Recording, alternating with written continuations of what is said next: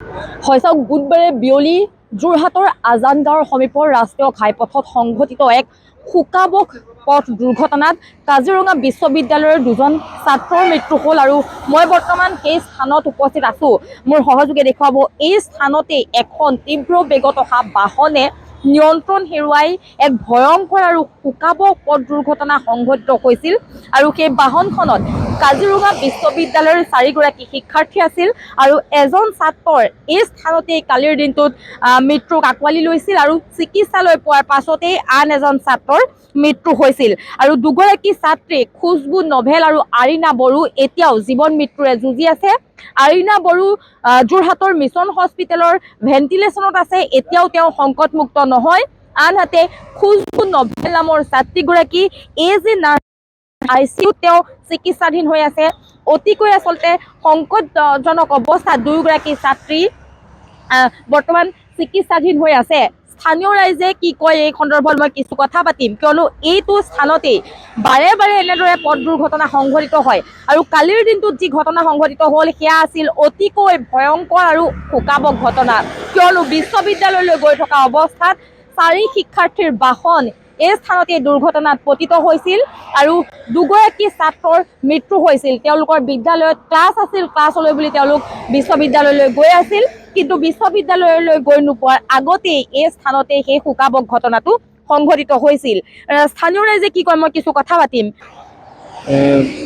মূল কথাটো হৈছে কি, দুৰ্ঘটনাটোৰ পৰা মানুহে কৰোঁ বুলি কোনেও নকৰে, কিন্তু স্পীডৰ কাৰণে হয় বুলি আমি ভাবোঁ।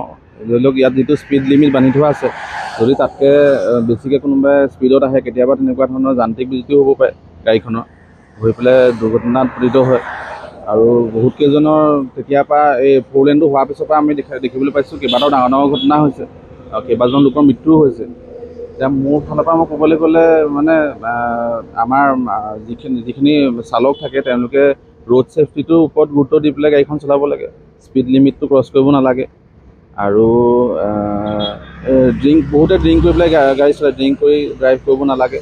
আৰু এটা কথা ক'ব বিচাৰিছোঁ, আমাৰ যোৰহাট বাইপাছ, অজন্তা বাইপাছৰ পৰা নুমলীগড়লৈকে কোনো মানে এইটো ৰাস্তাত ভালকৈ কোনো ৰোড ক্ৰছিং দিয়া হোৱা নাইকিয়া।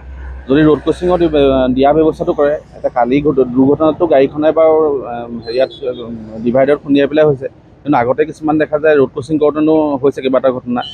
যদি চৰকাৰৰ ফালৰ পৰা হ'লেও সেইটো সুবিধা কৰা হয়, ৰোড ক্ৰছিঙৰ ব্যৱস্থাটো কৰা হয়, আৰু কেইবাখনো বিদ্যালয় আছে ৰাস্তাটো ইটো পাৰে বা এইটো পাৰে, মানুহখিনি ৰোড ক্ৰছিং কৰাত বহুত অসুবিধাও হয়। সেইটো কাৰণে সেইখিনি চৰকাৰৰ ফালৰ পৰা যদি সেইখিনি সুবিধা কৰি দিয়া হয়, আৰু মানুহেও যদি ৰোড ছেফটিৰ ওপৰত গুৰুত্বটো দি পেলাই চালকজনে যদি গাড়ী চলায়, মই তেতিয়া ভাবোঁ যে অলপ হ'লেও আমি দুৰ্ঘটনাটো ৰোধ হ'ব। হয়, আচলতে কেইবাটাও দিশ আহি পৰে। প্ৰশাসনৰো কিছু নিশ্চয় ক'ৰবাত ভুল থাকে, কিয়নো পৰিবহণ বিভাগে এই ক্ষেত্ৰত অকণো তেওঁলোকে কোনো ধৰণৰ ভূমিকা লোৱা নাই। কিয়নো বহুতে কৈছে এইটো চাবুইত ডাম্পাৰৰ অটপালিৰ ফলতে কেইবাজনেও কিন্তু প্ৰাণ হেৰুৱাবলগীয়া হৈছে। এই ক্ষেত্ৰত আপোনালোক স্থানীয় বাসিন্দা কি ক'ব, জিলা প্ৰশাসনক এইবাৰ কি আহ্বান জনাব? আচলতে ক'বলৈ গ'লে কি, এই অঞ্চলটোত যেতিয়া 4 লেন হোৱা নাছিল তেতিয়া তুলনাত আচলতে এতিয়া যথেষ্ট সংখ্যক দুৰ্ঘটনাৰ সংখ্যা বাঢ়িছে। আৰু এতিয়া যিকেইটা দুৰ্ঘটনা হৈছে আচলতে ভাবিব নোৱাৰাকৈ, মানে এনেকুৱা বেয়াকৈ ক্ষতি হৈছে যাৰ হৈছে, আচলতে তেওঁলোক হয়তো এই সংসাৰৰ পৰা নাইকিয়া হ'বলগীয়া হৈছে, নহবা তেওঁলোক চিৰ জীৱনৰ কাৰণে ঘূণীয়া হৈছে। এতিয়া ক'বলৈ গ'লে এটা কথাই ক'ম যে এই অঞ্চলটোত আচলতে মই ভাবোঁ যে পুলিচ প্ৰশাসনে অকণমান গুৰুত্ব দিয়ক। তেওঁলোকে বিভিন্ন ধৰণে স্পীডটো নিয়ন্ত্ৰণ কৰাৰ ক্ষেত্ৰত তেওঁলোকে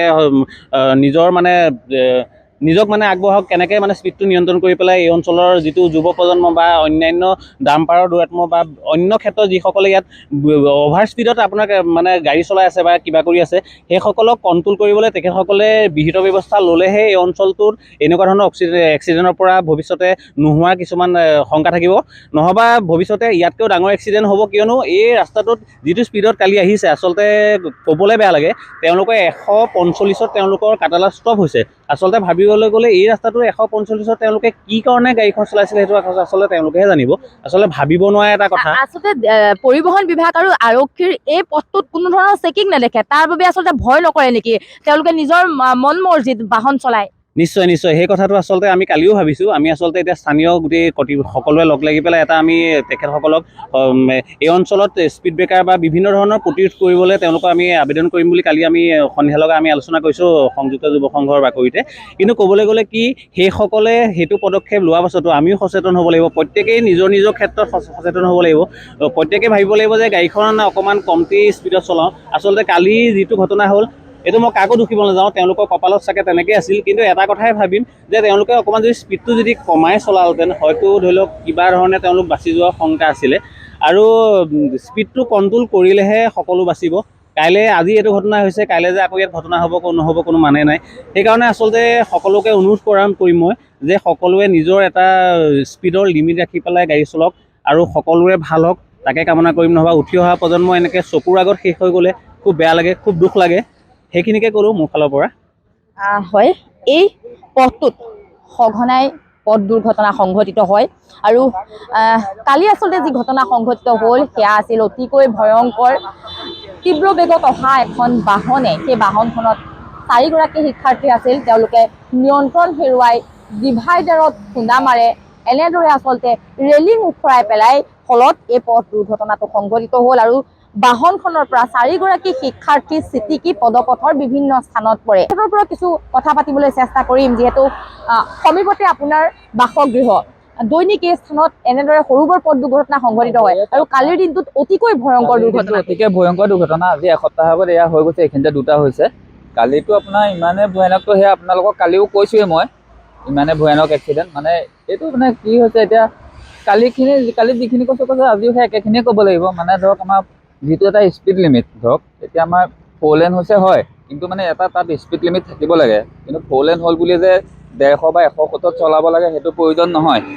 এটা চৰকাৰে মানে যিখিনি আমাৰ চৰকাৰে হেৰিটো বান্ধি দিয়ক। আৰু যিখিনি আমাৰ শিক্ষাৰ্থীসকল আচলতে অকণমান উদণ্ডৰ কাৰণে কালি সেইটো সম্ভৱ দুৰ্ঘটনাটো হৈছে। কাৰণ তেওঁলোক মানে ডেকা ল'ৰা, গাড়ী ধৰক কিমানটোত চলাব লাগে জনা নাই। এটা বেছি স্পীডত অহাৰ কাৰণে মানে হয় ব্ৰেক ফেইল হৈছে বা নহয় কিবা এটা হৈছে, সেইটো কাৰণে মানে সেই দুৰ্ঘটনাটো কালি হ'বলৈ পালে আৰু মানে সুবিধাটো। কিন্তু এতিয়া আমি যিখিনি ধৰক আকৌ শিক্ষাৰ্থী আছে সেইখিনিকো আহ্বান জনাইছোঁ যাতে তেওঁলোক ইমান স্পীডত নাহক। কাৰণ এটা কথা হয় চাওক, আপোনালোকৰ এতিয়া কালি সেই 4খন ঘৰৰ অৱস্থা কি হৈছে তেওঁলোকেতো এতিয়া সেয়া দেখা নাই। ধৰক অৱস্থাটো কি হৈছে, যদি এটা হিচাপত আহিলে বা আপোনাৰ জন্ম মৃত্যু বিবাহ এইকেইটা কোনেও ক'ব নোৱাৰে, কিন্তু হ'লেও মানে এনেকুৱা মৃত্যুবিলাক অকণমান অসহ্য। এইবিলাক মৃত্যু ধৰক অসহ্য, কিন্তু তেওঁলোকে আৰু এতিয়া কাজিৰঙা ইণ্ডাষ্ট্ৰী ধৰক কৰ্তৃপক্ষকো এটা অনুৰোধ কৰিছোঁ যে তেওঁলোকেও যিখিনি ষ্টুডেণ্ট হয় তেওঁলোকে যে সেইখন এখন 4চকীয়া গাড়ীখনৰ পাৰ্মিশ্যনটো কিয় দিব লাগে। মানে কলেজলৈ নিবৰ কাৰণে 4চকীয়া গাড়ীখনৰ পাৰ্মিশ্যনটো হিচাপত দিব নালাগে, কাৰণ এখন প্ৰাইভেট কলেজ হয়। সেইখিনিও তেওঁলোকে এটা হেৰি কৰক, কাৰণ তেওঁলোকৰো এটা দায়িত্ব আছে, তেওঁলোকৰো আছে এটা। হয়, এই পথটোত স্পীড ব্ৰেকাৰৰ ব্যৱস্থা কৰিবলৈ জিলা প্ৰশাসন বা পৰিবহণ বিভাগক তেওঁলোকে দাবী উত্থাপন কৰিছে। যিহেতু অজন্তা বাইপাছৰ পৰা যোৰহাটৰ কাজিৰঙা বিশ্ববিদ্যালয়লৈকে এই পথছোৱাত কোনো ধৰণৰ আচলতে আৰক্ষীৰ চেকিং নবহে বা পৰিবহণ বিভাগৰ কোনো তালাচী এই পথছোৱাত নহয়। সেইবাবে আচলতে সকলোৱে তীব্ৰ বেগত বাহনসমূহ চলায় আৰু দৈনিক এনেদৰে সৰু বৰ পথ দুৰ্ঘটনা সংঘটিত হয়। আৰু বুধবাৰে যি দুৰ্ঘটনা সংঘটিত হ'ল সেয়া আছিল অতিকৈ ভয়ংকৰ। নিহত হ'ল 2জন বিশ্ববিদ্যালয়ৰ ছাত্ৰ আৰু 2গৰাকী ছাত্ৰী বৰ্তমানেও সংকটজনক অৱস্থাত চিকিৎসাধীন হৈ আছে।